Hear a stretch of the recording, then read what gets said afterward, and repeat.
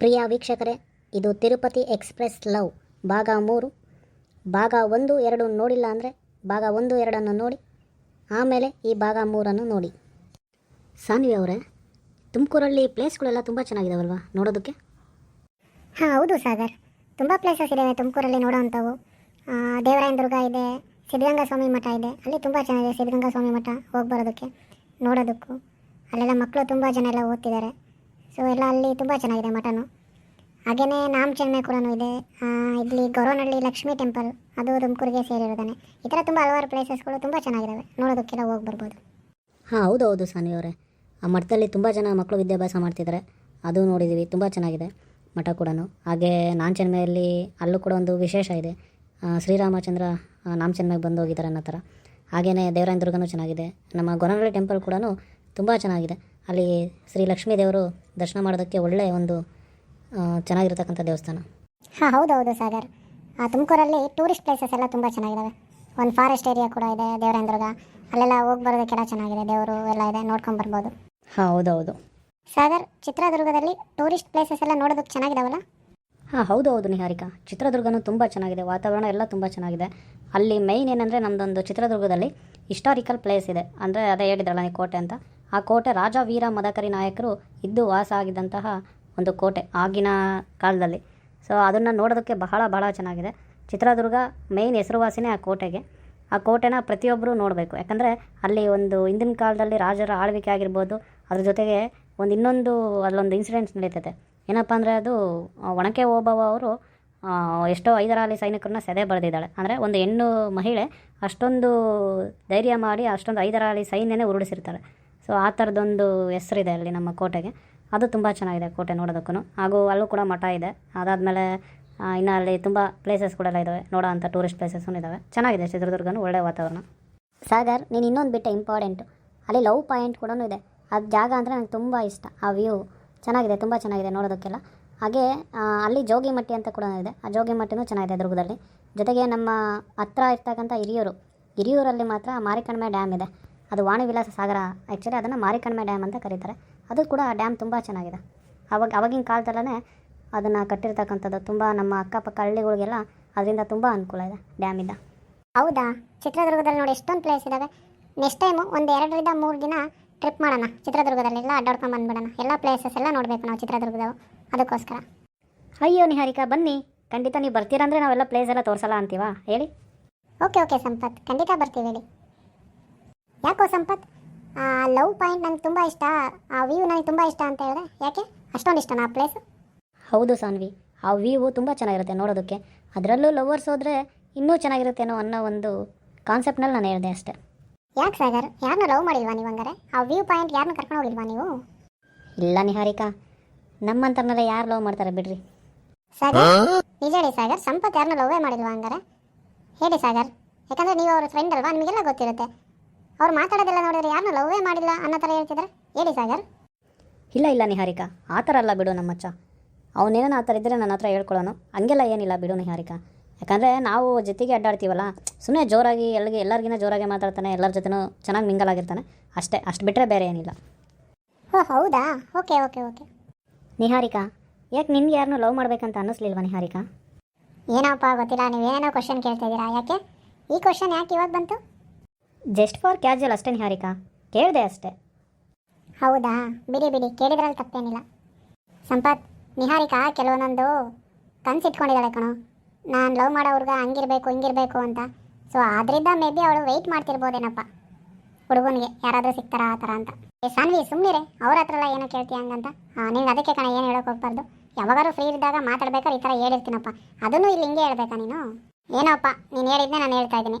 So ಒಂದ್ಸಲ ಆ ಥರ ಹೇಳಿದೆ ಅಂದಾಗ ನಿನ್ನ ಮೈಂಡಲ್ಲಿ ಹಂಗೆ ಇರುತ್ತೆ ಕಣ ನಿಹಾರಿಕಾ. ಯಾಕೆ ನಿಹಾರಿಕಾ, ನಮ್ಮ ಹತ್ರ ಹೇಳ್ಕೊಂಡ್ರೆ ಏನಾದರೂ ನಿಮಗೆ ತೊಂದರೆ ಆಗುತ್ತೆ, ಅನ್ಕಂಫರ್ಟಬಲ್ ಅಂತಂದರೆ ಓಕೆ ಬಿಡಿ, ಪರವಾಗಿಲ್ಲ, ಏನು ಹೇಳ್ಕೊಬೇಡಿ ಬಿಡಿ. ಹಂಗೇನಿಲ್ಲ ಸಾಗರ್, ನಿಮ್ಮ ಮುಂದೆ ಹೆಂಗೆ ಹೇಳ್ಕೊಳ್ಳೋಣ ಅಂತ ಒಂದು ಯೋಚನೆ ಮಾಡಿದೆ, ಅಷ್ಟು ಬಿಟ್ಟರೆ ಇನ್ನೇನಿಲ್ಲ. ಸೊ ಆ ಥರ ಏನು ತೊಂದರೆ ಆಗೋಂಥದ್ದೇನಿಲ್ಲ ಸಾಗರ್, ಅನ್ಕಂಫರ್ಟಬಲ್ ಫೀಲ್ ಆಗೋಂಥದ್ದು ಏನಿಲ್ಲ ಸಾಗರ್. ಯಾಕಂದರೆ ನಾವೆಲ್ಲ ಫ್ರೆಂಡ್ಸ್ ಅಲ್ವಾ, ಆ ಥರ ಏನೂ ನನಗೆ ಅನ್ನಿಸ್ತಾ ಇಲ್ಲ ಬಿಡಿ. ಹೌದಾ? ಹಂಗಾರೆ ಇವಾಗ ಹೇಳ್ರಿ, ನಾವೆಲ್ಲ ಫ್ರೆಂಡ್ಸೇ ಅಲ್ವಾ ನಿಹಾರಿಕಾ, ಹೇಳ್ಕೊಬೋದಲ್ಲ, ಹೇಳ್ಕೊಳ್ಳಿ. ಯಾಕೆ ನಮ್ಮ ಹತ್ರ ಹೇಳ್ಕೊಬಾರ್ದಾ? ನೀವು ಫ್ರೆಂಡ್ಸ್ ಹತ್ರ ಹೇಳ್ಕೊಬಾರ್ದಾ? ಸರಿ ಕಣ್ರಪ್ಪ, ಫ್ರೆಂಡ್ಸ್ ಅಲ್ವಾ ನೀವು, ಅದಕ್ಕೆ ಹೇಳ್ಕೊಳ್ತೀನಿ ನಿಮ್ಮ ಹತ್ರ. Okay good girl. ಹೇಳಿ ನಿಹಾರಿಕಾ, ನಿನ್ನ ಮದುವೆ ಆಗೋ ಹುಡುಗ ಹೆಂಗಿರಬೇಕು ಅಂತ?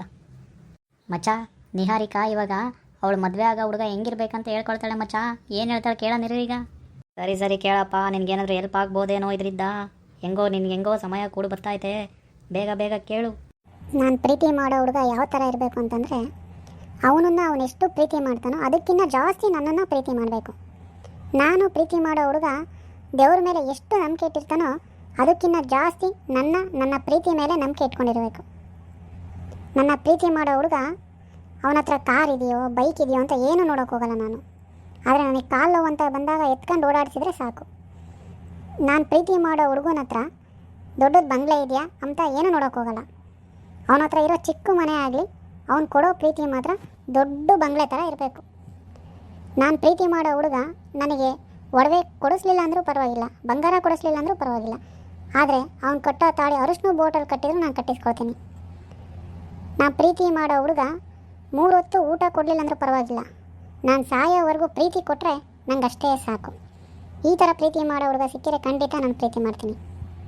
ಓ, ತುಂಬ ಗ್ರೇಟ್ ನಿಹಾರಿಕಾ. ನನಗೆ ತುಂಬ ಖುಷಿ ಆಯಿತು, ತುಂಬ ಅಂದರೆ ತುಂಬ ಖುಷಿ ಆಯಿತು ನಿಹಾರಿಕಾ ನೀನು ಹೇಳಿದ್ದು ಕೇಳಿ.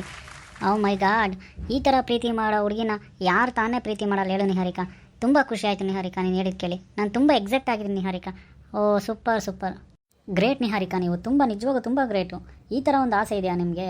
ಓ ಮೈ ಗಾಡ್, ಒಳ್ಳೆ ಆಸೆ ಇಟ್ಕೊಂಡಿದ್ದೀರಾ ನಿಹಾರಿಕಾ. ತುಂಬ ಚೆನ್ನಾಗಿ ಹೇಳಿದ್ರಿ. ಅಂದಂಗೆ ಈ ಥರ ಲವ್ ಮಾಡೋ ಹುಡುಗ ಈ ಭೂಮಿ ಮೇಲೆ ಎಲ್ಲಿ ಬೇಕಾದ್ರೂ ಸಿಗ್ತಾನೆ ನಿಹಾರಿಕಾ. ಯಾಕೆ ನಿಮ್ಗೆ ಯಾರೂ ಆ ಥರ ಕಾಣಿಸ್ಲಿಲ್ವಾ ನಿಮಗೆ? Thank you Sampath, thank you Sagar. ನಾನು ಯಾರ ಹತ್ರನೂ ಹೇಳ್ಕೊಂಡಿರಲ್ಲ ಸಾಗರ್. ಬಾಯಿಸು ಅಂತ ಬಂದಾಗ ನಿಮ್ಮ ಹತ್ರನೇ ಫಸ್ಟು ನಾನು ಈ ಥರ ಹೇಳ್ಕೊಂಡಿರೋದು. ಸೊ ಹಂಗಾಗಿ ಯಾರ ಹತ್ರನೂ ಹೇಳ್ಕೊಂಡಿಲ್ಲಲ್ಲ, ಹಂಗಾಗಿ ನನಗೇನು ಗೊತ್ತಾಗಿಲ್ಲ ಅಷ್ಟೇ. ನಿಹಾರಿಕಾ, ಈ ಥರ ಲವ್ ಮಾಡೋ ಹುಡುಗ ನಿನಗೆ ಬೇಕು ಅಂದರೆ ಈ ಭೂಮಿ ಮೇಲೆ ತುಂಬ ಜನ ಸಿಗ್ತಾರೆ ನಿಹಾರಿಕಾ. ಸೊ ಹುಡುಗರಿಗೆ ಈ ಥರ ಹುಡುಗಿನ ಲವ್ ಮಾಡಬೇಕು ಅಂತ ಹೊರಟಾಗ ಬೆರಳೆಣಿಕೆ ಅಷ್ಟೇ ನಿಹಾರಿಕಾ ಸಿಗೋದು. ಎಲ್ಲ ಕಡೆನೂ ಈ ಥರ ಹುಡುಗಿಯರು ಸಿಗಲ್ಲ ನಿಹಾರಿಕಾ ಲವ್ ಮಾಡೋದಕ್ಕೆ. ಸೊ ಅದಕ್ಕೆ ಈ ಮಾತು ಹೇಳಿದೆ ನಾನು.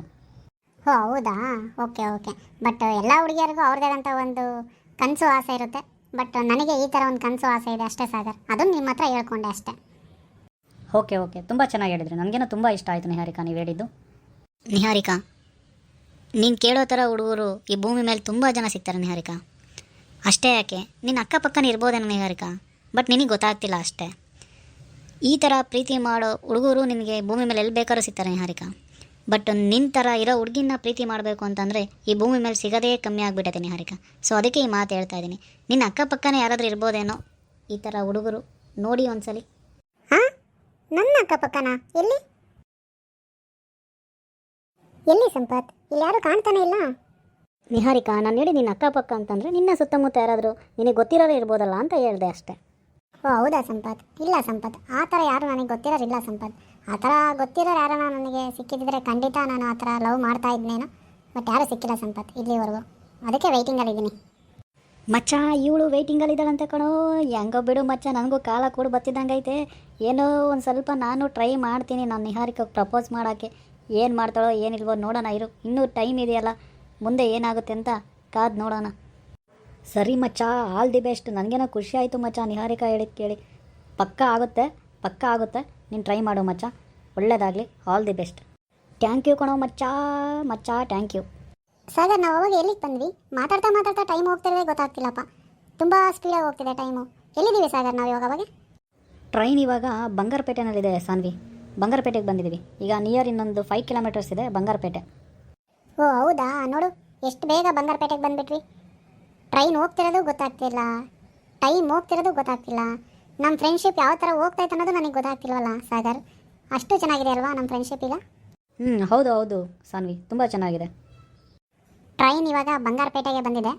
ನೆಕ್ಸ್ಟ್ ನಿಲ್ದಾಣ ಕುಪ್ಪಂಗೆ ಹೋಗೋದ್ರೊಳಗೆ ಲವ್ ಸ್ಟೋರಿ ಇದೆ. ಎಲ್ಲಿಗೆ ಹೋಗುತ್ತೆ ಅಂತ ಕಾದು ನೋಡೋಣ. ಭಾಗ 5ರಲ್ಲಿ. ಅಲ್ಲಿವರೆಗೂ ಈ ಹಳ್ಳಿ ಜಾನಾರು ಚಾನಲ್ನ ಸಬ್ಸ್ಕ್ರೈಬ್ ಮಾಡಿ.